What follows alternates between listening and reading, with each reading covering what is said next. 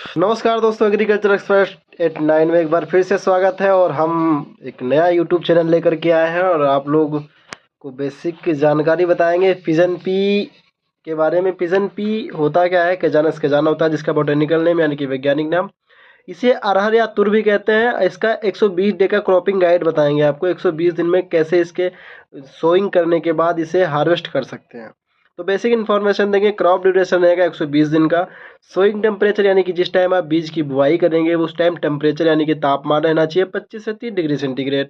और क्लाइमेट रहनी चाहिए ट्रॉपिकल एंड सब ट्रॉपिकल, उष्ण कुपोष्ण कुपोष्ण।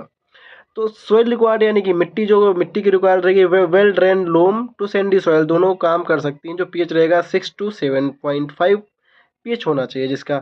अवॉइड वाटर लॉगिंग यानी कि यहाँ पे पानी ना भरता हो ऐसे जगह का, यानी कि ऐसी मृदा या ऐसी जो आपकी फील्ड है उसको यूज में लें। सीड रेट एंड स्पेसिंग कितनी रहने वाली है। सीड रेट यानी कि बीज जरा आप 12 से 15 केजी पर हेक्टेयर यूज़ करें। स्पेसिंग 60 to 20 यानी कि 20 से 60 मतलब प्लांट टू प्लांट दूरी रहनी चाहिए।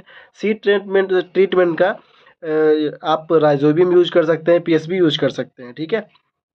और फर्टिलाइज़र के लिए आप एनपीके यूज़ करिए, नाइट्रोजन आप 20 से 25 केजी यूज करिए, फास्फोरस आप 50 से 60 केजी यूज करिए, पोटेशियम आप 20 से 30 केजी यूज कर सकते हैं। बेसल एप्लीकेशन है सोइंग, ये सारी एप्लीकेशन जो है आपको सोइंग के टाइम पे देना है, उसके बाद कोई भी एप्लीकेशन आपको नहीं देना है, ठीक है। डे 1 जो डे वाइज क्रॉप कैलेंडर है वो आपको हम बताएंगे। डे 0 से सोइंग करेंगे, डे 4 to 7 जर्मिनेशन होगा, 25 से 30 दिन में ब्रांचिंग हो जाएगी, 40 to 55 यानी कि 45 से 50 दिन में फ्लोरिंग इंटिएशन यानी कि फूल कल्ले निकलने शुरू हो जाएंगे फूल के।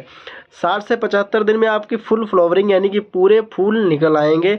75 से 85 दिन में पॉड फॉर्मेशन यानी कि दाना बनने लगेगा उन फूल के से, जो जिसको बोलते हैं और उसके बाद 110 से 120 दिन के बीच आपके जो फूल है पॉड है वो दाने पक जाएंगे और 110 से 120 दिन में आप उनको काट के हार्वेस्ट करके अपने घर ला सकते हैं।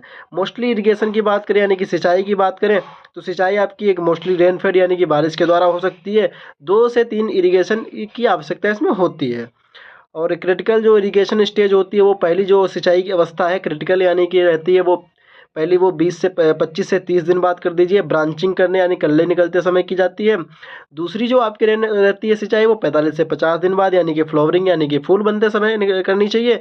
तीसरी सिंचाई है 75 से 85 दिन बाद यानी कि पॉड फॉर्मेशन और मतलब दाना बनते समय करनी चाहिए। ये जो सिंचाई होती है 75 से 85 दिन बाद पॉड फॉर्मेशन के समय, ये मोस्ट क्रिटिकल सिंचाई होती है क्योंकि इस टाइम दाने बन रहे होते हैं और पौधों को नमी की आवश्यकता अधिक मात्रा में होती है, क्योंकि जितनी ज़्यादा अधिक नमी होगी उतने अच्छे आपके दाने बनेंगे, उतना अच्छा आपका प्रोडक्शन होगा। Thank you.